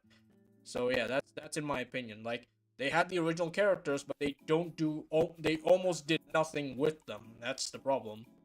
So yeah, Dominion relied way too much on fan service, and this movie looks like it's straying away from fan service. So it looks like this movie is actually straying away from fan service, which in my opinion is a good direction. So in my opinion is actually a good direction. I like it. I like that they're going for something original. I like that they're going for something original instead of relying too much on like established stuff, instead of relying too much on fan service. So yeah, kudos to them that they're not gonna rely too much on fan service. Like, again, they take a lot of stuff from the books, which is good. Like, if you've read them, you realize that some of those set pieces in the trailers look really familiar. And again, big fan of that. There are too many plot lines going on in Dominion. Exactly. Way too many plot lines, way too many things to solve. It's just overwhelming. Like, again, they relied way too much on fan service. And didn't really string a cohesive plot line. Like, that's it. That's like the only problem I have with Dominion is that they don't have a cohesive plot line because they have way too many plot lines going forward. And yeah, that's it. And yeah, that's it. That's the only problem with Dominion. Way too much fan service and way too many plot lines. That's it. Like, that's it. Right. I think that's really all I can give. So yeah. They could have fleshed it out by having multiple movies. I don't think, like, it's not movies. It could be series as well. But yeah, like, again, the series, like a TV series would have probably strung up on that. So yeah. That's the problem. Like, the plot lines in Dominion just aren't really strung along really well. So yeah. Aren't really, like, strung along really well, which is a shame because, again, Dominion had a pretty good cast. I mean, the fact that you got the original characters, but you didn't do anything with them is really just a concerning bit. It's really just a concerning bit. Like, again, the original characters are just there for fan service. That's it. That's it. So, yeah. Again, looking forward to Rebirth. It looks like Rebirth, they're basically just going at it again, and this time, they're going back to the roots of Jurassic Park. They're taking scenes from the books. They're taking scenes from the original novels. They're also getting new characters. So they're getting new characters. So this isn't, even though this is a continuation of Jurassic World, it isn't a straight continuation, which means no Owen Grady, no Claire. So yeah, this is completely original from the film forward. Like, all the characters are original. We've never heard of. And of course, the plotline is, well, not really exactly original, but again, taking a lot of beats from the novel, something that the movies haven't done so in quite a while. So yeah. Again, I am superbly looking forward to this. I am looking forward to this movie. 5 months could not come any longer. But yeah, I'll be looking forward to this movie. And yeah, what do you guys think? What do you think, Liberatus? You looking forward to this movie? I just want to take a look at something.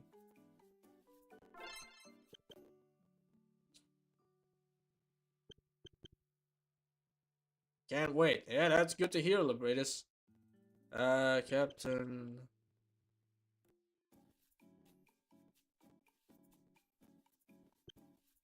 Let's see. When does Captain America come out? Okay, Captain America, 14 February, so next week.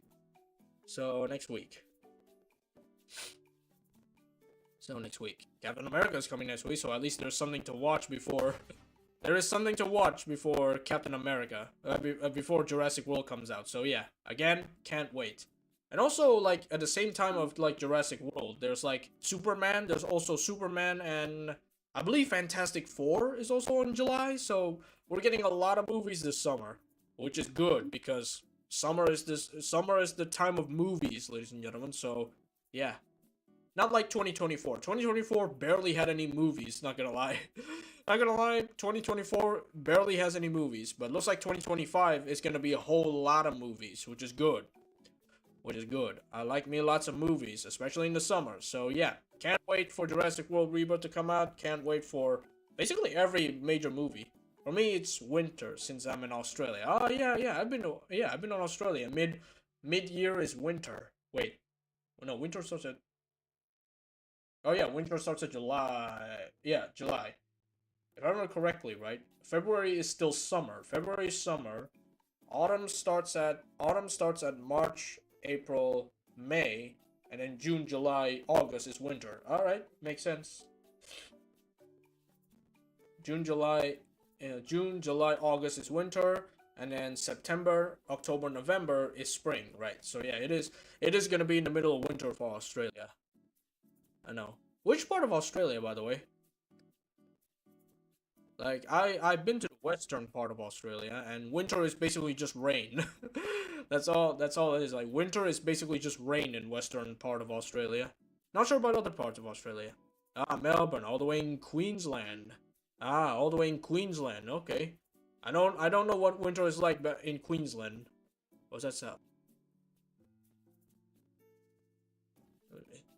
I don't know what winter is like in Queensland. I know Western Australia is mostly rain. It's mostly rain, I know that. I lived there for like quite a while. Oh, Victoria. Is it Victoria? Not Queensland? Wait, hang on. Is it Victoria? Wait, hang on. If I remember the states, Western, Northern Australia, Western Australia, North Australia, South Australia. No, Northern Territory, South Australia, and then there's Queensland and Victoria. There's like, I know the eastern part is split in two. I know this. I know one of them is Queensland. Or is it east? Wait, let me look it up. Let me look it up. Australian states, please. Let me look it up. Let me look it up here. Australian Australian states. States. Let's see. Let's see. Here, wait, let me look up the images here. Don't forget New South Wales. Tasmania. Okay, let's take a look. Oh yeah, right, here we go. Okay, here we go. So, okay. Wait. Okay, so we have Western Australia. That's where I lived once. Western Australia, that's where I lived once. Actually, let me just show you. Let me just open that up. There we go. Okay, so we have Western Australia, where I lived at the time. We have Northern Territory. We have South Australia. Queensland is the upper portion. Okay, so Queensland is the upper portion. New South Wales is the capital. New South Wales is the capital and Sydney. Wait, it's Victoria. Wait, hang on. Did Victoria get separated? Wait, aren't those two? Huh. Alright, so New South Wales is in the capital. Victoria, isn't Victoria part of New South Wales? Did they separate that? Is that new? Huh. Back when I was there, I thought that was part of New South Wales. No. Oh. I'm guessing there was a Victoria. I just forgot. I've been to Melbourne. I just forgot. That was a long time ago. And of course we have Tasmania. Right? So we have... So yeah. Huh. I didn't know that. I thought it was part of New South Wales. Yeah, So wait, how was winter in Victoria? I mean, in Western Australia, it's basically just rain. So how is... Act is the Australian Capital Territory. I know. It's in New South Wales right here. So yeah, there's Act right there. I see that. In Queensland.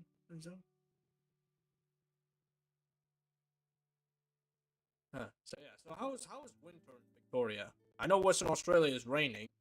I think Northern Territory doesn't rain at all. It's hot over there. It's also just rain. Okay, so mostly I think all of Australia when it comes to winter is just rain. It's just rain rather than snow. Does Australia even get snow? That's what I want to know. Does Australia get snow at all?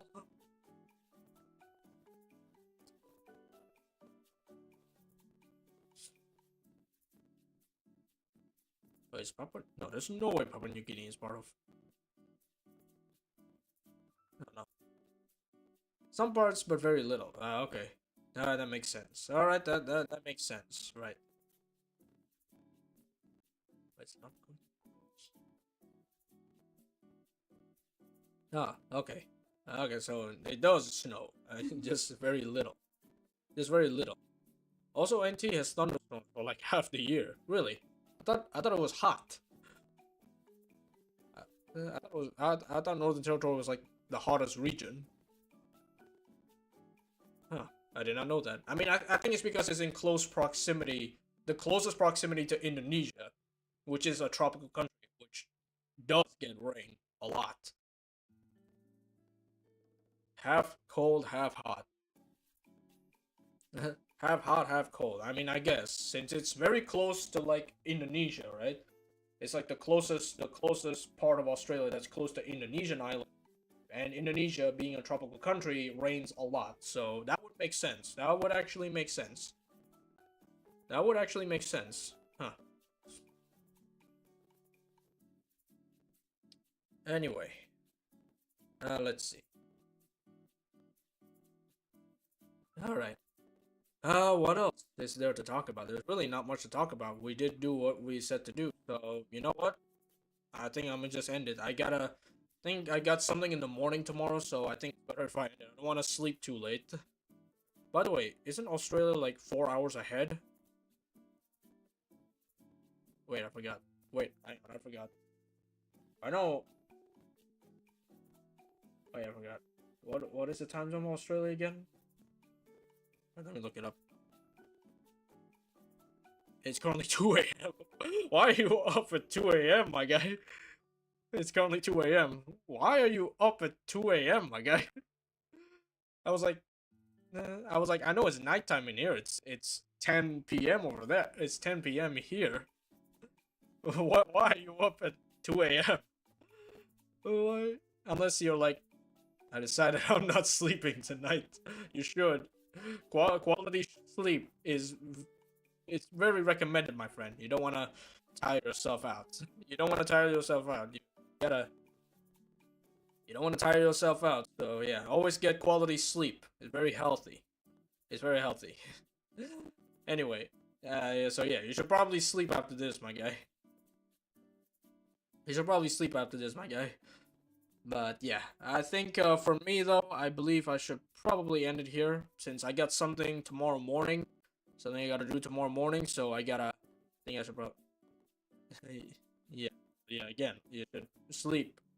You should sleep. Sleep is very needed. Especially if you are, I would assume, I mean, I'm not assuming anything, but yeah, it's very healthy. Basically, try to get some healthy sleep schedule. Don't mess up your sleep schedule. You are going to regret it. You are going to regret it. Anyway, I think it's better if I'm a grind Helldivers too. Oh yeah, speaking of which, there's a new war bond that just came out. I know that one. Oh, that's why your name is Liberated. I get it now. Oh, that's where your name comes from. Huh, makes sense. The new war bond just came out. I know that. Where they give you a laser weapon that never overheats but sets yourself on fire, and a grenade pistol that's basically just a pocket 500. That's basically just a pocket 500 kg. And then you get this. The Liberators comes from Gorgosaurus Liberators. Oh wow. Oh, that makes sense. Huh? Really? That's interesting. So that's interesting, huh? I never wait. Hang on a minute. No. Let me take a closer look at your. Let me take a closer look. Okay, no. I thought that was a sketch of a dinosaur. Turns out it's a sketch of Megatronus Prime. Yeah, that's a sketch of Megatronus Prime. Huh. What do you know? Huh. What do you know? Makes sense. Makes sense. I'm guessing you're a Transformers fan because a sketch of Megatronus is not. No, it's Tarn from IDW. Is it? It looks similar to Megatronus Prime. It's looks very similar to Megatronus. Huh. To be fair, a lot of Transformers characters look alike. To be fair, to be fair. Yeah, to be fair, lots of Transformers characters do look alike. That's because of TF1. I mean, wait, doesn't... That's because of TF1. Is it? No, is it? I thought Megatronus has always looked like his TF1 iteration. Unless, I don't know. I'm not exactly big on Transformers, not gonna lie. It's been a while. I mean, I did watch a little bit of TF1. I mean, I know TF1, I watched it, but... I don't know much about Transformers outside of the Bay movies. Outside of the Bay movies, I don't really know much about Transformers. You can tell I did not grow up with the toys. I grew up with Michael Bay movies. Yeah, Megatronus had flames at one point and was black. I mean, yeah, to be honest, again, that's why. Like, different iterations of its character, different iterations of character every time. It kind of gets, you know, mishmashed a little bit. Kind of gets mishmashed a little bit. Hey, by the way, have you gotten the new, like, Warbond from Helldivers 2?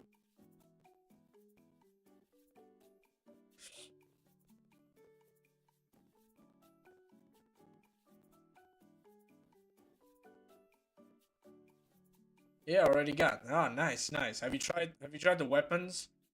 Like, I know. Have you tried the weapons yet? I know the laser weapon sets you on fire if you shoot for too long. Honestly though, that's a nice downside. It's powerful, but also like sets you on fire if you use it for too long. I think that's my favorite weapon. Like, from the looks of it, I haven't played Helldivers 2 yet, but from the looks of things, I think the last 17 would be almost my favorite weapon. Powerful, but also is a literal double-edged weapon. So yeah, try the double-edged sickle, and it really burns. I mean, it does. Basically, I think the tip is to keep the weapon from halfway. Like, I think it starts setting you on fire at halfway point, and if you can keep the battery from, and if you can keep the battery from going to halfway, I think you honestly just be safe.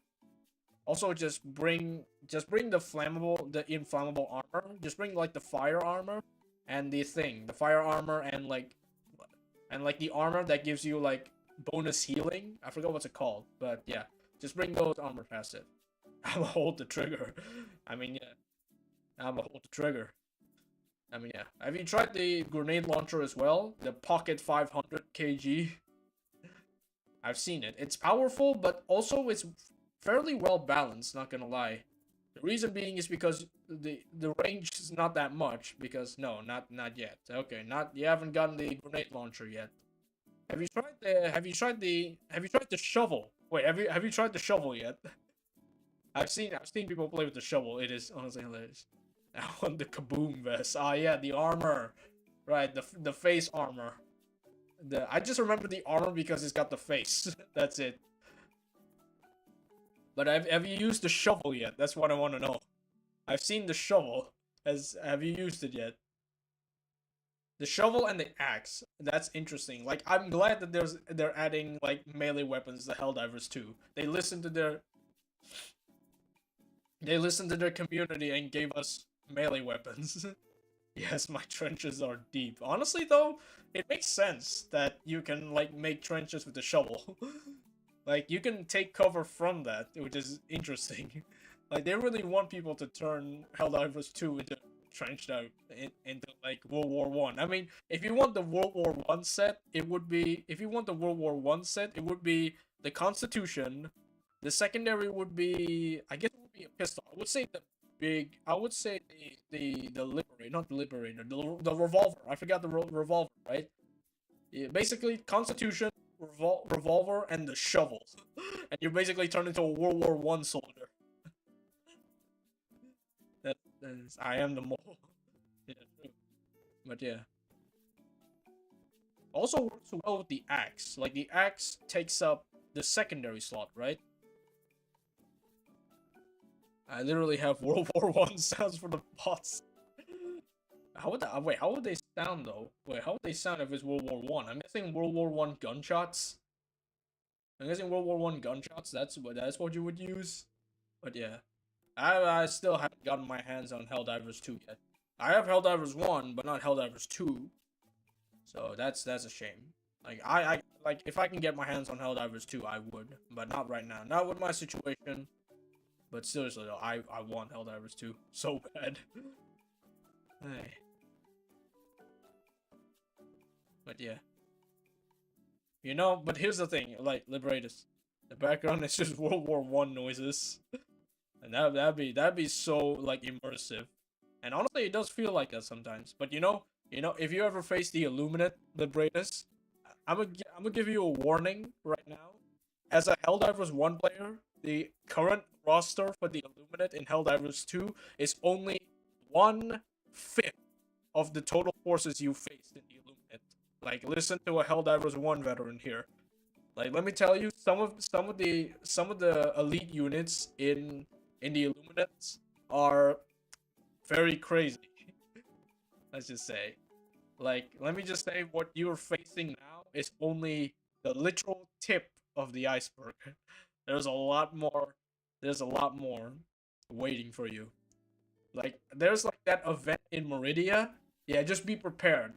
That's when they start introducing some real Illuminate units.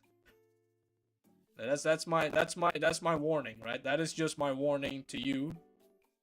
I'm waiting at the black hole. Yeah, again, just wait. Just wait till you meet some of the Illuminate, units you're gonna face. It gets a little crazy. Let me tell you that. Like, it gets very crazy later on. I cannot wait for people's reaction to something like the illusionist. Oh, that's gonna be sweet. Seeing everybody like freak out when their controls are inverted. Oh boy, I cannot wait for that. Oh boy, I can't wait for that. I cannot wait to see everyone's reaction to getting their controls inverted. I can't wait to pre-order my PTSD. Yep. Yep, you better be prepared. Like, let's just say, once you get a taste of what Illuminate elite units are like, that's when you know real PTSD. Because trust me, they're not exactly to be underestimated. Trust me when I say they are not to be underestimated. They will mess you up. Like, trust me, if I play Helldivers 1, if you catch one of my Helldivers 1 streams, you would know. You would know. If you catch my Helldivers 1 streams, you would know what the Illuminate is actually like. Just be prepared.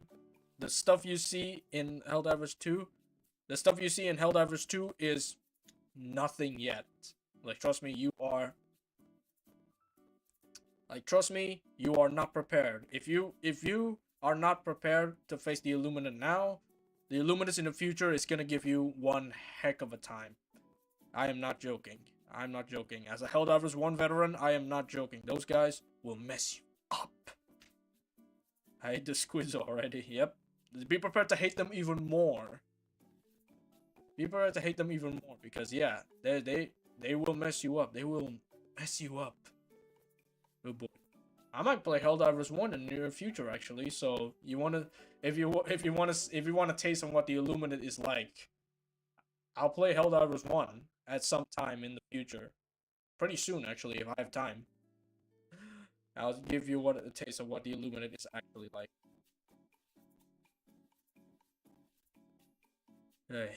Or you watch my previous like Helldivers 1 stream, which is I think last week.